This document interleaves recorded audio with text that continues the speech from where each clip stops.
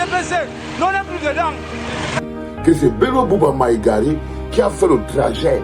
Il est parti chez Issa Djirouma Bakari. Maïgari, le peuple ne vous pardonnera pas une trahison. Surtout les frères du Nord, ils ne vous pardonneront pas une trahison. Même pas la moindre. C'est une opposition qui repose des figures emblématiques qui ont leur chapitre dans l'histoire de la politique du Cameroun. C'est difficile, mais pas impossible. C'est difficile de mettre ensemble toutes ces grandes figures et de pouvoir jeter comme ça les critères de sélection d'un pouvant faire figure de candidature unique de l'opposition. Beaucoup de manœuvres. Il n'y a plus beaucoup de manœuvres parce que les candidats engagés avaient jusqu'à hier 17h pour venir choisir la couleur, le sigle de leur formation. Si quelqu'un après cette phase dit je me désiste au profit de tel, la première conséquence que ça n'engage pas, il est quand qui a engagé avec l'organisation matérielle. L'autre conséquence est que le non-remboursement de la caution est acté, du moins pour cette phase, parce que vous ne pouvez être remboursé que si et seulement si vous obtenez au moins 5% des suffrages valablement exprimés. Je dis bien que le mot d'ordre, une sorte de hashtag que moi j'ai lancé, c'est tous sauf le RDPC. Et vous allez voir. Mais pour la dynamique de l'opposition, ce n'est pas tant un problème. À partir du moment où, lorsqu'on est à la recherche d'un candidat fort de l'opposition, on peut avoir les 12 candidats dans le bureau de l'autre. Mais si les leaders de partis politiques se sont retrouvés, ont travaillé sur une candidature forte et ont eu le temps de communiquer à leur militant et avec ses partisans, cela vont automatiquement suivre ce mot d'ordre. D'autant plus qu'il y a une forte montée d'une dynamique contestataire, non seulement du côté de l'opposition, mais dans la grande majorité des Camerounais qui aspirent au changement. Donc cela espère que le plus tôt sera le mieux. Mais pour moi, à mon humble avis, c'est que on ne doit pas s'attendre à ce que d'ici du jour au lendemain que les annonces, les grandes annonces au niveau des mots d'ordre s'opèrent. Tout ce qu'on souhaite, c'est que les leaders de l'opposition se mettent ensemble autour d'un homme politique qui remplit un certain nombre de conditions. Parce que ce qu'il faut dire, c'est que l'élection présidentielle est la rencontre entre un homme et le peuple. Un homme et le peuple. À partir de ce moment-là, on a besoin d'un homme d'expérience.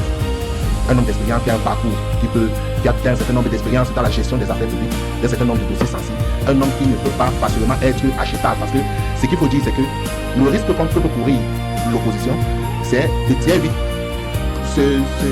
débayer leur chevaux et donner donc la possibilité au camp d'en face de désamorcer cette bombe-là le plus rapidement possible. Parce qu'il ne faut pas minimiser la capacité de nuisance du RDPC. Ils sont très très appliqués. Donc ils doivent prendre suffisamment de temps, se concentrer, mener leur concertation dans le plus grand secret et ne sortir que le moment venu, le candidat qui sera présenté par ce groupe de réflexion-là et donner le mot d'ordre à les électeurs afin qu'au soir du 12 octobre, que le candidat qui sera... Dans votre opposition, il y a l'APC qui est contre l'ATP, qui est contre le groupe de Douala, qui est contre le groupe de Fumbani. C'est dans votre opposition là-bas. Nous, on vous regarde faire vos choses. Nous, on ne sommes pas d'hashtag. On vous regarde vous embrouiller. Puis tiens à vous rappeler que la personne qui attaque le plus aussi, et dans les médias, et dans les réseaux sociaux, c'est toujours les opposants. Ce n'est pas nous. La personne qui attaque le plus Kabal Lébi actuellement, et dans les médias, et dans les réseaux sociaux, c'est toujours vous, entre vous les opposants. Nous, RDPC, on vous regarde. Le hashtag tous sauf Paul Biya, c'est le mien. Je suis le père de ce hashtag. Parce que tout à l'heure, il dit que ce serait le groupe de tel qui... Non, il faut faire attention. Je dis, en ce qui me concerne, si à jamais l'opposition ne trouve pas un candidat unique ou alors une candidature consensuelle, parce que c'est deux concepts différents, alors que les électeurs comprennent que le changement passera par tout son poste M. Paul Biya. Si nous sommes d'accord avec le prélat de Yagua qui a dit, même si c'est le diable, on prend d'abord, on avance. Alors, le tous, sauf le RDPC passe, vous allez voir qu'au soir du 12 octobre, il y a un opposant qui doit émerger du lot et il sera président. On aura, n'est-ce pas, traversé la phase du changement. Et après, nous allons le mettre devant les faits accomplis pour que le Cameroun ne soit plus celui-là qu'on nous a embrigadé depuis des années. Et il ignore que ce score est d'abord la conséquence première du système électoral. C'est d'abord la conséquence première du système électoral lorsque Serge Alain, dans un bureau, dans un centre, je parle du centre, comme Saint-Raymond à Douala 2e, que l'on vient vous dire, voilà les PV du centre de Saint-Raymond. Et que sur un bureau de vote, vous dites que lorsque le président de la commission locale de recensement vous dit RDPC dans tel bureau de vote 1 a plus que le RDF. le représentant du SDF à la commission va dire, monsieur le président, c'est pas de ça qu'il s'agit. Mon représentant m'a porté un bulletin ou, je veux dire, un PV où nous sommes devant vous. Il va dire, ne vous dérangez pas, que dit la loi? Il ouvre la loi et cette loi, le code électoral dit, en cas de disparité des chiffres, c'est le PV de l'ECAM qui fait foi. Voilà comment on a fini avec ce problème et on a donné, n'est-ce pas, l'avantage au RDP. Autre chose, les présidents de bureaux de vote, voilà d'autres maillons de la chaîne de la tricherie qui fait en sorte qu'on arrive à ce score. Personne, en dehors du représentant de l'administration qui peut être dans 20-25 000, il n'y a que le président du bureau de vote qui est dans 50 000, je l'ai dit sur ce plateau, le reste des représentants des partis politiques aussi dans 10 000 en descendant. Or, ça c'est les gens qu'on appelle pour venir changer les PV le lendemain ou en cours de route. On a l'œil sur eux. Autre chose, Serge Alain, lorsque monsieur le représentant du RDPC vante les mérites de son champion en nous donnant les scores, il oublie qu'après 92, il y a eu une horde d'alliés. C'est même faire signe de condescendance blâmable. Pourquoi? Parce que, cher Alain, vous ne pouvez pas dire qu'après 92, les scores qu'il a donné là-bas, c'est le fruit du travail de M. Paul Biya seul ou du RDPC. C'est le fruit du travail des alliances, comme l'UNDP, le FNCT et tous les autres. Vous avez parlé du groupe de 20 ou du G20. Mais ils savent également que le score de leur champion du RDPC en 2018, ce n'est pas que le travail du RDPC. Il ne faut pas venir sur un plateau dans le travail des autres, c'est-à-dire un travail conjugué et faire comme si vous avez la paternité de ce travail. Il faut faire très attention que par ce hashtag tous, sauf Paul Biya, on peut vous renverser. Voilà quelqu'un qui après 43 ans, je suis certain que Charles Eli n'a pas 50 ans. Ça voudrait dire qu'il a connu le président Paul Biya seul. Le président Ahidjo, c'est dans ses débuts d'enfance. Il n'a même pas une idée du visage clair de monsieur du président Ahidjo, si oui dans les livres, qui vient aujourd'hui, Serge Alain, 43 ans de gestion du pouvoir de la magistrature suprême, vous dit, Paul Biya, c'est l'ange. Paul Biya a nommé l'ennemi à côté de lui. Paul Biya a fait ceci, Paul Biya a fait. Il faut faire attention. Il faut faire très attention parce que, voyez-vous, les jeunes comme vous sont en grande majorité dans la souffrance. Je vous lance un défi, Serge Alain Arbitre. Arrivons à Shell Nobel. Prenons un temps. Tapons. Nous sommes ceux qui soutenons Paul Biya. Avant d'arriver au marché Nkululu, vous aurez une fessée publique. Et pour regarder, et pour dire vrai, vraiment les gars du RDPC vivent dans leur planète seuls. 25, Paul Biya, candidat des chefs traditionnels de l'Ouest.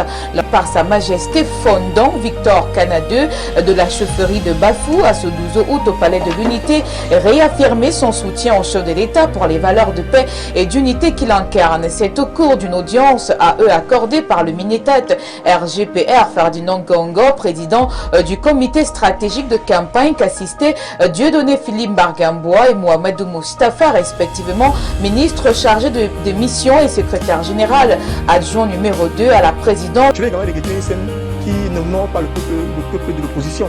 Nous étions au Conseil constitutionnel, on se rend compte que des militants du PCN, des cadres du PCN ont jubilé lorsque on a rejeté la candidature du professeur Maurice Kamto. Je veux dire que c'est inacceptable. C'est un message très négatif qui est envoyé au peuple camerounais sur la capacité de certains à pouvoir jouer le rôle qui est le leur.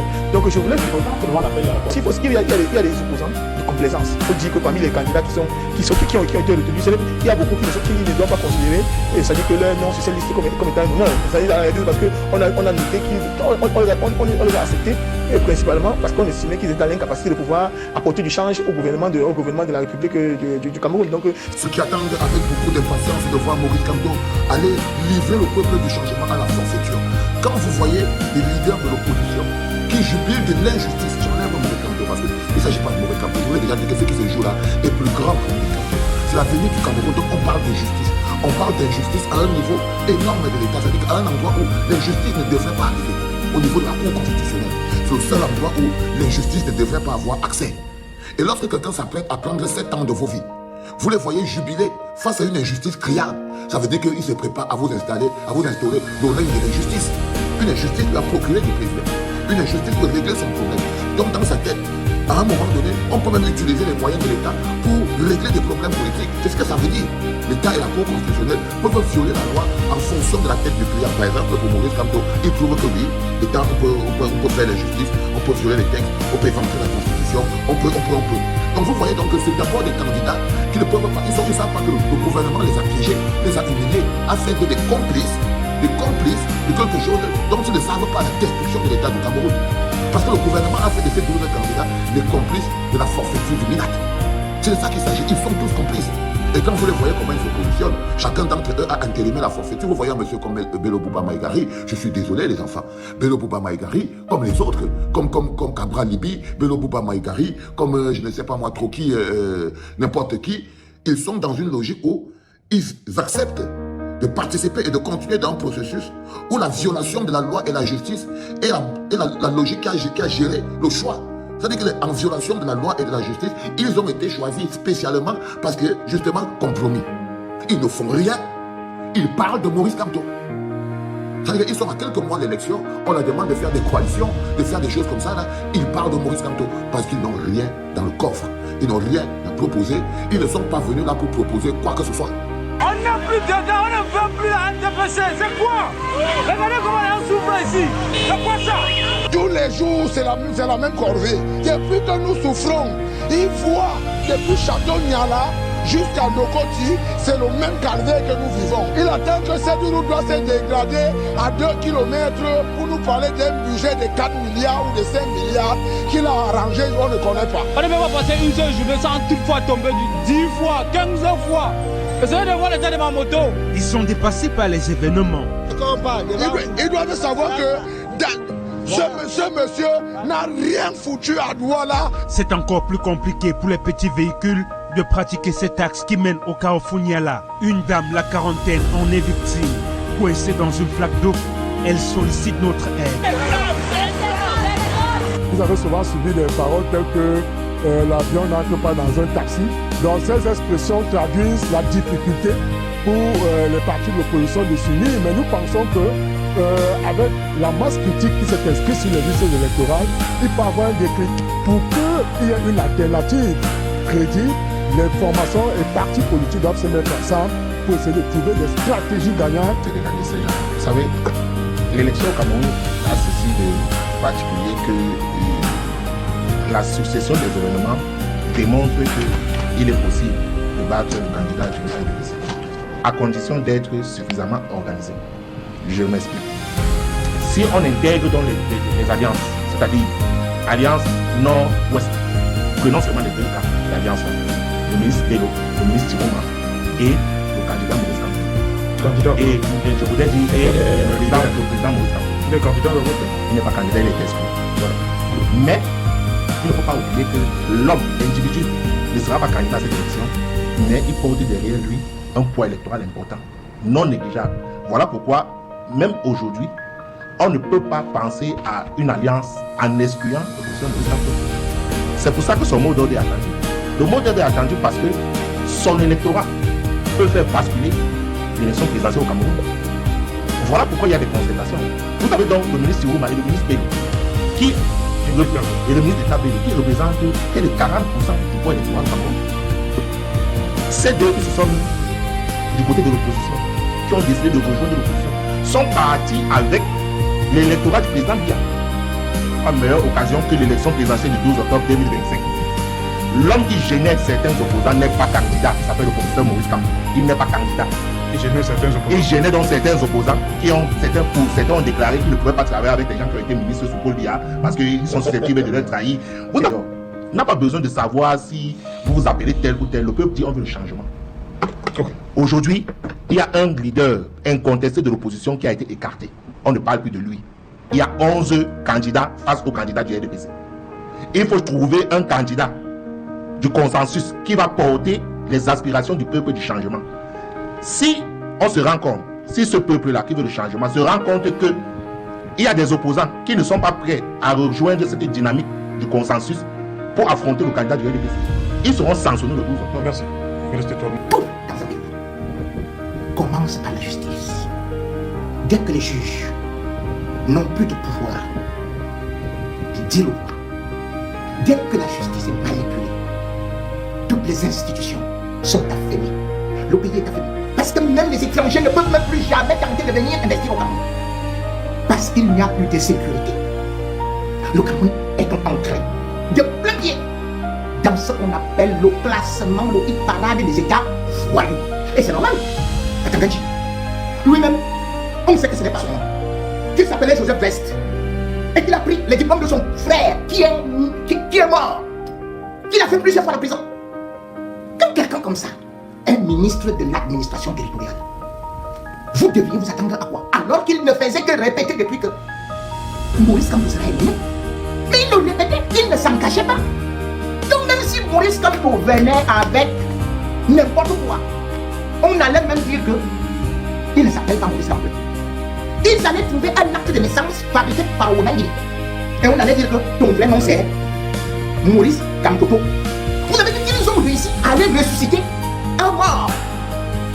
Quelqu'un qui s'appelait, qui s'est surnommé du mort. On ne peut pas donc construire un pays sur la base de l'injustice. C'est ça, quand vous êtes un homme d'État, vous commencez par vous dire on ne peut pas construire un pays sur la base de l'injustice. Tout ce qui se fait aujourd'hui est en plein de faux. Et les conséquences de ça, ce ne sera pas dans 10 ans, ce ne sera pas dans 20 ans. Non, non. La mise en œuvre ici a allé jusqu'à faire des écritures en faux. Quand vous voyez tout un ministre qui est capable de faire un faux document, Maurice Kamto a déshabillé la Cour suprême, le Conseil constitutionnel. Il est rendu minable. Il est rendu minable. Il a montré le vrai visage de la Cour constitutionnelle corrompu. Il a sorti le prix de la Cour constitutionnelle. Chacun d'entre eux a reçu 50 millions. 50 millions. Le prix de la vie de 30 millions de Camerounais. Ils ont pris 50 millions. C'est la valeur qu'ils ont à vous. Chacun d'entre eux a pris. Et Maurice Kamto, en tant qu'homme politique, ne pouvait pas réussir à faire ça. Plus que ça. Parce que même ça là, il faut être un Goliath pour pouvoir arriver à exposer les gens à ce niveau. Parce que c'est vous le peuple qui avez la décision. Le travail de l'homme politique, c'est de mettre le peuple en mouvement dans la vérité. Dans la vérité, parce que c'est le peuple qui apporte le changement, c'est le peuple qui stoppe. Aujourd'hui, vous, le peuple, vous savez que tout ce qui se prépare là, c'est mascarade, vous le savez. Vous savez que les 11 candidats qu'on appelle les 12 d'apôtres aujourd'hui, vous savez très bien que c'est leur incapacité à faire quoi que ce soit contre ce système. C'est leur compromission dans ce système qui a fait qu'on les choisit. C'est comme ça qu'on commence à construire un pays sur la base de faux et de l'injustice. Ça commence même par les choix. Même les ministres, qu'est-ce que vous pouvez penser de quoi cela fait la vie en 2011? Quand vous voyez comment on fonctionne, quand vous voyez comment pour la Canadie falsifie des documents, pour écarter Maurice Kamto, il s'en fout, il regarde le monde, il tape sur le côté, il dit que vous ne pouvez rien faire. Imaginez à quoi va ressembler l'État après 2017. L'État voyou, l'État de non-droit, avec pour la Canadie. Je crois qu'il va vous arrêter en vous faudrait. Comment peut-on vivre dans un monde sans justice? Tous sont allés déposer leurs photos et la couleur de leur bulletin. Ça veut dire que les candidats à l'élection présidentielle de Pomba, organisée par Ngongo et Chantal, n'ont pu faire aucune coalition.